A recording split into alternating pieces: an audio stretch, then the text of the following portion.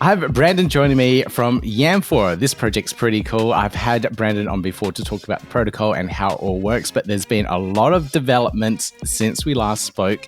The latest development blog has been released as well, and I'm looking forward to another testnet coming up very soon. Brandon, welcome back to the podcast. Hey, Peter. Good. Thank you for having me. It's a pleasure. It's always a pleasure. So let's start off first by just recapping and letting everyone know exactly what Yamfore is and how it all works, and also a little bit about your token. So Yamfore in a nutshell is a decentralized lending and borrowing protocol. We've been building on Cardano for almost 2 years now at the moment. Yamfore is coming out of the gate, and we're offering crypto-backed loans with no margin calls, no interest repayments, indefinite loan terms.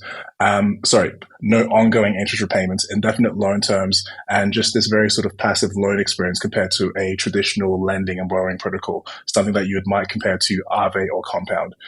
That's Yamfore in a nutshell. Yamfore is basically able to do this because Yamfore is the sole lender, and it's essentially investing in ADA alongside the borrower as well. So when you take out a loan through Yamfore, every single stablecoin that's sort of lent out is issued by the protocol itself. You obviously pay a entrance fee, that's a CBLP flat fee, and then you have this accruing interest in the background that's playing. You also forfeit your staking rewards. That's another revenue source for the protocol. And when you want to close your loan position, you simply pay back what you owe. So that's the principal and any accrued interest, and you're done. Your ADA collateral is given back to you in full, and that's it. So that's the general gist of Yamfore in a nutshell. And so what we're targeting is very much a niche group that's just looking for, that's fine with paying a bit of extra at the forefront and just looking for a very passive, worry-free, essentially risk-free loan position. And that's Yamfore. Yeah, a lot of people don't realize that when you take out a loan in DeFi that you do have to watch your loan, you do have to manage it and watch out for those margin calls because it can liquidate your loan and you lose your asset. So it's something to be very mindful of, but Yamfore alleviates that, which is so cool. So just to clarify, how does your token, the CBLP token, fit into that mix? Yeah, absolutely. So CBLP has three primary utilities, or three aspects to it, I should say. It's got governance, you've got utility, and then you've also got the growth/appreciation aspect. The utility comes from the fact that CBLP is required to take out any sort of loan on through Yamfore. So that is the CBLP flat fee. So this is just a fixed percentage fee that you're paying in accordance to whatever principal amount of ADA USD value that you're inserting into the protocol. So if you had, let's say, $100 worth of ADA, and the CBLP flat fee was 20%, you would have to pay $20 on top of that $100. That $20, obviously, that has to be paid in CBLP tokens, right? So whatever the value of CBLP is, just $20 worth of that. Of course, you can also just rearrange your $100 into just whatever that sort of works out percentage-wise and sort of sell or convert that ADA to CBLP and just sort of deposit that appropriately. So that's the aspect of the utility aspect of actually requiring CBLP. Then you've got the governance aspect. Of course, Yamfore is a protocol, and that has progressive governance, which I'll go into a bit later on. But essentially, you get a say of how the protocol sort of manages its lending parameters and sort of moves ahead in the future. And last but not least, my apologies, is the growth/appreciation aspect. So that's just basically as Yamfore sort of progresses, gets more TVL, gets more users, and just more loans are sort of accruing. That does equal growth in the secondary market for CBLP, and CBLP is this deflationary asset as well. So that's that aspect. So that's basically those three aspects of CBLP and how that sort of plays a part into Yamfore. It's very integral and it's all very sort of mixed together. Awesome. I have to say, your explanation of it all has improved dramatically since the last time we spoke. So that little pitch there, the 4-minute pitch, is like, perfect, explaining what Yamfore is and how it all works. So I can see you really refined that process over the last couple of years of developing and putting this protocol out. Thank you. No, thank you. I'm flattered. It's always it's always nerve-wracking being in these situations. It's always interesting. But as you sort of just dive into it and sort of just you're seeing this thing 24/7. You're building it. It just sort of becomes almost like breathing when you sort of just, what do you need to know? I can tell you. So it just becomes kind of just that. Yeah, it's so. Since we last spoke also, you've had a testnet. I actually really enjoy the design of the protocol and the interface. It's really unique. I kind of like it. And that kind of like 8-bitish kind of feel. absolutely love the platform so far, and I did have a good play with it back then. But you've got so many announcements since. So you've done the testnet, you've got a new testnet coming up soon, and you also have an FTO, a fair Yeah, token fair token offering. offering. Yeah. Can you talk a little So bit about that and your upcoming testnet? yeah, of course. So we ran testnet, and we're coining it testnet V1. So that was the initial testnet that was launched around May or so, and we got a lot of feedback. We got a lot of people that love the UI, including yourself. So thank you for that. It's very much neo brutalism inspired. So very reminiscent of like Curve and sort of that 8-bit computer era, which I personally love.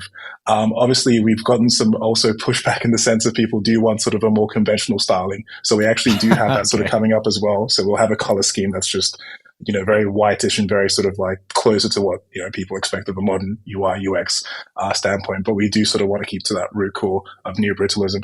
But yeah, so we ran the testnet V1, fairly successful, really sort of very good feedback. Really importantly as well, we got to test out the load of Yamfore. So essentially, how many people are taking transactions, how many people are doing X, Y, Z, what part of the protocol is sort of getting stressed, or what sort of what's being most utilized. So we got a really sort of good idea of how much to sort of build for and overbuild when it comes to the mainnet launch. Because as you know, contention is a huge thing, and I'll just sort of touch on this a little bit. So we've designed and built Yamfore in a way where we do have contention to certain aspects of the protocol, but we're also making a parallel words here. We're building Yamfore in a way where it's very parallel in regards to those certain contention aspects where it's not too much of an issue. It's more of a niggling aspect. And this is, of course, a trade-off because we're trying to just avoid any sort of batching or sort of sequencing sort of at the back end. So we've sort of decided to go this route.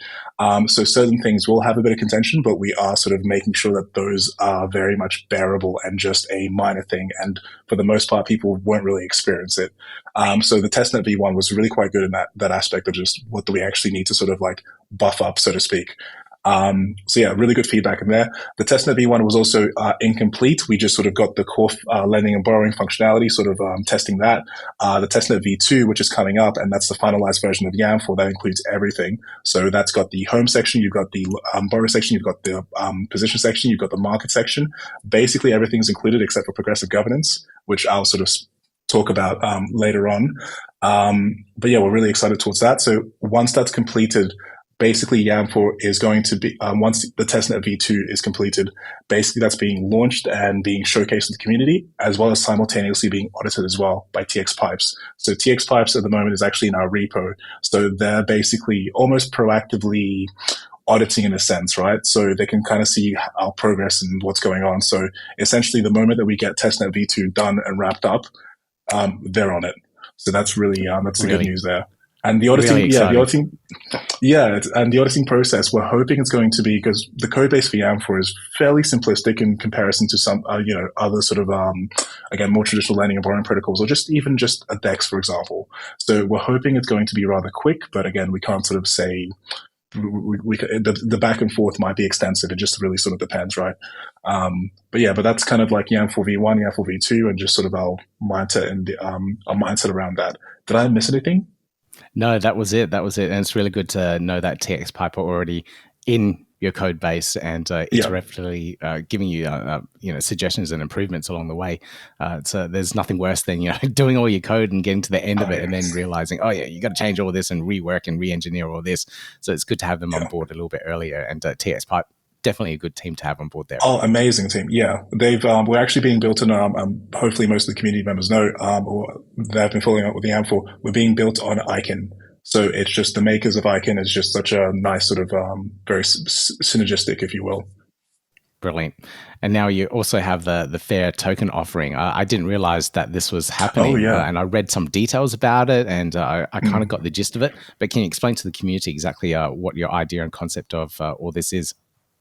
Yeah, sure. So because Yamfore is basically the sole lender in regards to just how the protocol functions, it needs to be bootstrapped with a nominal amount of capital, or I should say a notable amount of capital. So this is where the fair token offering sort of comes on board, I should say. So the Fair Token offering is the final distribution of CBLP tokens to the community. It's the largest distribution that we have. So if you see on our tokenomics, it's 50%. So 500 million CBLP tokens are set to be distributed via this Fair Token offering. We've actually done it in a way where we've sort of shielded our current CBLP holders because CBLP, as you know, is circulating in the market. So we're actually launching the Fair Token offering as well as the protocol on mainnet simultaneously. So this does two things. One, it obviously gives a more compelling and better overall narrative of actually investing in something that's working from day one. Two, we're actually able to use the funds, the revenue raised from the Fair Token offering to lend those funds out immediately, which actually creates demand on the back end for the CBLP token. So this actually provides more of a soft landing and actually appreciation, because if you look at the return on investment, so let's just say because obviously we've recently released a dev blog where we've actually adjusted the initial lending parameters, right, from 25% CBLP flat fee to 19%, from 7% fixed interest rate to 9%. So that's obviously changed. But if you look at something like what we had before, where it was 25% CBLP flat fee, 50% loan to value ratio, this 7% interest rate doesn't really matter in this case. But just those two numbers, the 25% and the 50% loan to value ratio, that actually equated in a 50% return on investment for any sort of revenue raised by the protocol from day one. So obviously it's not going to be that high. It's going to be closer to 40% in this case with the readjustments. But that's all just to say, though, that there is going to be buying demand or buying pressure when the FTO sort of comes about due to the people that are actually trying to borrow from that capital that's been raised through the FTO. So it's going to be a very much interesting tug of war scenario. And and we're doing that also through the CBLP auction portal as well. So it's going to be happening through the protocol itself. And the CBLP auction portal is something I haven't actually touched on, but it's part of Yamfore. Essentially, it's Yamfore's method of assisting with the protocol's stablecoin treasury growth. It takes a bit of the value sort of created in the CBLP market and sort of redistributes that in hopes of actually increasing the stablecoin treasury overall. And that's just a very much a long time period sort of thing. But yeah, that's it in a nutshell. All right. Okay. There's a lot of really compelling. There's a lot. Oh, sorry. I went too much. So, no. Sorry about that. It's good. It's good. It's a lot of incentives for users to get the token. I love how the protocol is launching at the same time as the FTO. So it's a really good mix, and you've really thought that through. So that's awesome, especially for holders, such as myself. I'm a holder as well. So it's I shouldn't. Thank you. I mean, in theory, this shouldn't tank the price dramatically on launch. It's actually because it's so hard to sort of like there's so many factors to these things. I will say this though. So essentially, if you have a scenario where, because it's going to be just basically buyers versus sellers, because when you acquire CBLP tokens through the CBLP auction portal, you're actually acquiring them at a fixed price discount. So you can choose to immediately arbitrage that, or you can choose to actually just hold on to that. When you're acquiring it at that fixed percent discount, that's a very strong incentive to just keep buying specifically from that, as opposed to like a DEX like MinSwap, etc. Right? Yeah. Which is kind of just almost this sort of funnel where like revenue is coming through. Anyone that's interested in Yamfore will be going through this particular revenue, portal that generates revenue. When that occurs, you'll have on the market basically 40% ROI, or very close to it with our current lending launch parameters. And it's basically just this tug of war. But if this tug of war, and again, this is a really interesting thing, if this tug of war goes very unfavorably for the buyers, if you will, then you're sort of left in a scenario where you're sitting on a token that basically has XYZ guarantee of XYZ amount of ADA locked in the protocol, if that makes any sense. So if there was a case of just, let's say, 10 million ADA, give or take, or whatever it is, and that's like locked, and that's there's only like 1 million, there's only 1 million ADA worth of liquidity in the CBLP ADA pool, and the majority of tokens of CBLP are still in that pool. If you get a percentage of that pool, and you know for a fact that 10 million of ADA is going to sort of generate 4 million ADA worth of buying pressure because of the 40% ROI or 50% or whatever it is, then you can kind of just extrapolate the math using the the constant formula. So it's X multiplied by K equals Y.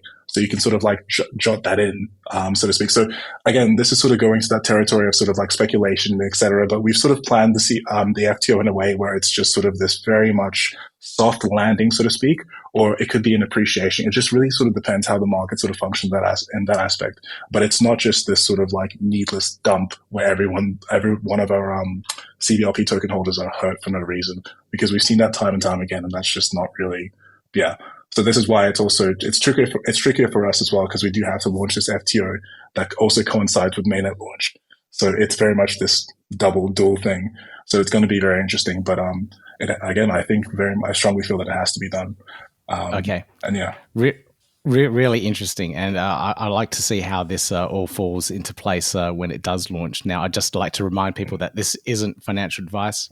Please do your own research, do the math behind this, and learn about the mechanics and everything about it. So I'll put links to the documentation and everything in the light paper so that you guys can learn a little bit more about it and see for yourself how this might fall into place when it all launches. Now, the other thing that you mentioned was the CBLP auction portal. Now, I did do a little bit of reading about this, so I've got a good idea of how this all works and how the discounts work. It was recently updated. Recently updated. Okay, let's talk through it. Talk me through it. How's it all work? What is it? Yeah, so the CBLP auction portal is basically Yamfore's attempt at turning some of the value captured by this in the CBLP market to stablecoins to assist the stablecoin treasury of the protocol in growing over the long term. So essentially, the core fundamental idea is still there. The CBLP tokens are being distributed. So these are the CBLP tokens captured via the CBLP flat fee. So a portion of those are actually reintroduced into the market via the CBLP auction portal, via this fixed price sale. And obviously the vesting schedule of this and how many tokens are sort of released, that's completely within the community's hands. So that's completely, that's via progressive governance. It's going to be set at a very, very low pace at launch. And people can decide, obviously the community can decide to sort of ramp that up as they see fit. But essentially, every single dollar that's taken away from the CBLP market, it's a reinvestment into the future of the protocol. But again, that's up to the community and CBLP token holders to decide that. So now the CBLP auction portal basically works as this. It's a flat fee percentage discount that you get on the CBLP tokens that are distributed on an epochly basis. And that's it. It used to be a bit more complicated, but we've gone for this sort of more simpler, straightforward approach that just achieves the same thing. And it also, from a back-end simplistic standpoint as well, it's easier to also develop for and just easier to audit and etc. So that's the recent change to the CBLP auction portal. Still the same fundamental idea of distributing the tokens, but just a different method of doing so.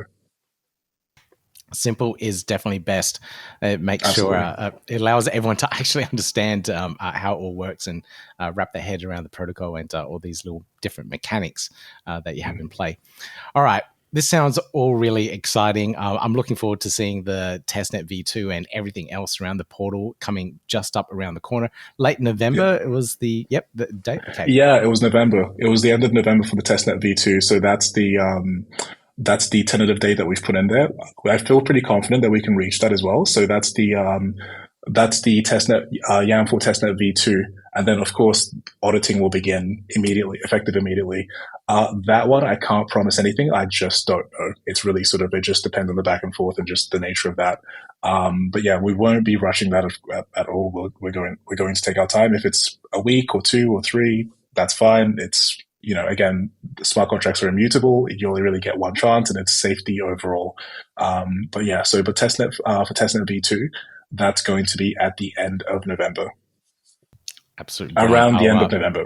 Let me just say around the end of November. Yeah. Let me save myself. It's okay. Right.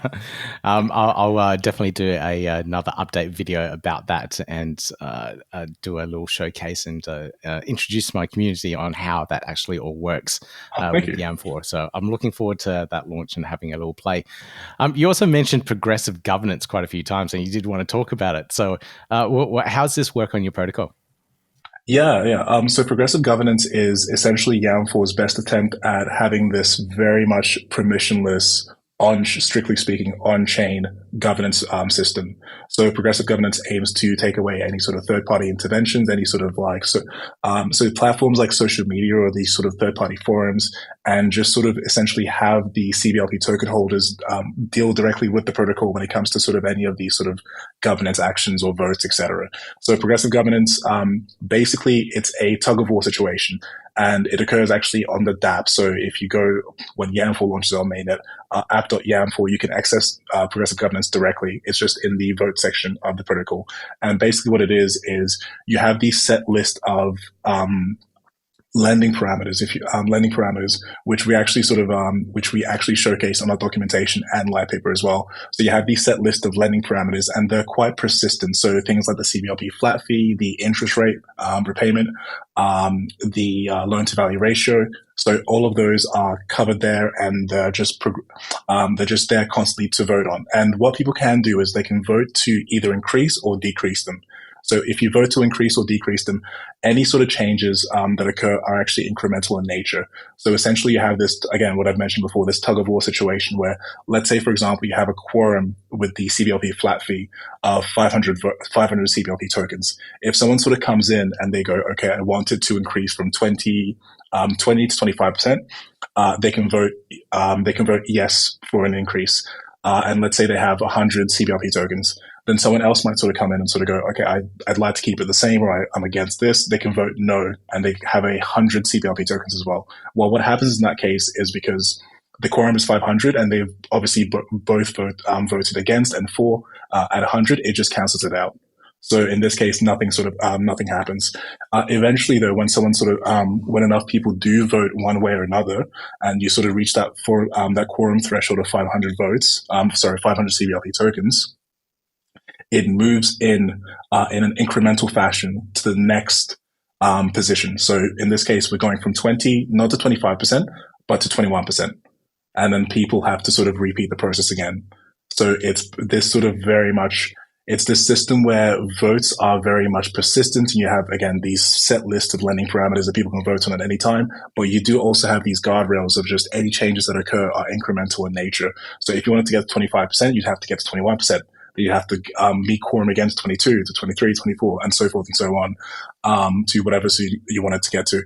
So it's pretty much, it takes a lot of inspiration from a lot of things. I think you can sort of point to the world of how things sort of work. So if you're going, let's say the gym is a good example that I'd love to use. If you're going for a bench press or something of that nature, you don't go from 1 to 100. You sort of work your way up from like 1 to 105, 103 or 105, and then so forth and so on. So there's a bit of, in this case, just sort of getting this like multiple consensus within the community, within the CBLP holders to actually reach these levels. And and again, it's all accessible. It's all purely, these are on-chain parameters that you're dealing with. So there's no forums, we can't stop any votes from occurring. And it's permissionless. And that's the really sort of beautiful thing about progressive governance. It's obviously never been tried before. But again, this is Yamfore sort of attempt at this sort of very autonomous, sort of open and free end aspect of governance. That's progressive governance in a nutshell. That's brilliant. I love it. That's really cool. I love it's kind of like the central banks and anywhere, like when everyone's combating inflation, so you don't just jack up that interest rate. Some countries did, but progressively small changes to see how far you can get it before it flips the other way and turns the economy into a recession. So that makes total sense. I love the approach that having it in the dApp always, so that people that are using the platform can see it and go, oh, hang on, this interest rate's a bit high. Let's knock that down a little bit while I'm taking out a loan at the same time. So, I love that. It's all integrated in progressive steps. I don't think anyone else has done this before anywhere. So I'd love to see this in action. Will this be available in the testnet as well? No, so we need a bit more time to polish that and think through. So it's actually going to we're also implementing it with, there's two aspects to progressive governance, or two sort of, I suppose, forms. You've got you've got a integer value like a CBLP flat fee or a interest rate that is basically just this one-to-one scale, right? Then you've also got aspects of a stablecoin solution or a like what stablecoin solutions does the protocol accept, and what sort of stake pools does the protocol delegate to. So with this aspect as well, you can actually have this have this extra step of, okay, anyone can actually form a proposal if they burn XYZ amount of CBLP. And with actually another thing aspect as well. So as well as the lending parameters, as well as progressive governance, you've also got the quorum amount, and you've also got the proposal amount of CBLP tokens, and of course the quorum amount of CBLP tokens. And those are actually aspects that you can vote on through progressive governance as well. So they're actually there's actually a list on the documentation of just all the governance aspect that's just cleanly sort of listed over there. But just sort of back to the two types of sort of like I guess two types of parameters, right? One's very much a very simple sort of scale of just like yes or no, that's an interest rate, that's a CBLP flat fee. The other one is sort of more of a selective thing. So for example, if you wanted to add a stablecoin solution that sort of came out, right? That's come out to Cardano, and you think it's worth it for Yamfore to sort of integrate this, you can actually have a proposal, and anyone can draft up a proposal, and you could actually insert, and I think this is going to occur from, again, still sorting it out, but talking to my backend developers, it's going to be on the datum where you sort of go, okay, let's just try to whitelist this, the policy ID of this particular asset to actually be used as a acceptable stablecoin in the system, right? So you can kind of like, you can sort of shoot that off as an official proposal, and then people can sort of vote on it and utilizing the same scaling, utilizing that sort of same scaling as like, you know, your interest rate, etc. So that's the thought process there. And yeah, that's the core functionality there. We're obviously still figuring out the sort of auxiliary aspects in that aspect, but yeah, that's the two types, if you will. Yep. All right. Really cool. Pretty excited to see that one in action, and I love the ideas behind it too. So congratulations on that. But where to from here? Like, how can viewers and listeners get in and discover a little bit more about Yamfore? Yeah, for sure. So people can feel free to go on yamfore.com.io.org. We actually have all of those domains bought, and it just redirects to yamfore.com. You can also Google Yamfore if you want. There's a couple of YouTube videos that actually of community members that have actually covered Yamfore, so those are very informative. We're also on Twitter, of course. You can find us on Twitter. You can find our GitHub when we do open source Yamfore. Just a couple of months afterwards, just to get us sort of footing in the door, so to speak, right? A competitive advantage, but we do plan on open sourcing the off-chain and on-chain component of Yamfore. So you can feel free to follow our GitHub if you're interested. Our Medium posts, we have we have monthly dev blogs, and we also have a couple of other sort of dev blogs in between as well. So that's a good source of information there. We have our Discord as well. Feel free to join that. And yeah, follow us on Twitter as well. And yeah, we're pretty much on the main things, everything but really Telegram, for good reason, because yeah, Telegram is yeah. No, I really dislike Telegram. There's a lot of people that I don't like it as well, but I just do not like Telegram at all. I avoid it like a plague. But anyway, irrelevant to our conversation here. But Brandon, thank you so much for joining me on this podcast. It's been brilliant. Thank you for noting everything that you've been developing. It's great. No, thank you very much for having me. It's always a pleasure, man. I really appreciate it. Yeah, gotta do it like that. You've been listening to the Learn Cardano podcast. Gotta get it hype. Crypto is what we like, but this is not investment or financial advice. Gotta do your research, cause it's risky. We know it is. This show is educational and it's informative. Crypto's the future, really, it ain't no debate.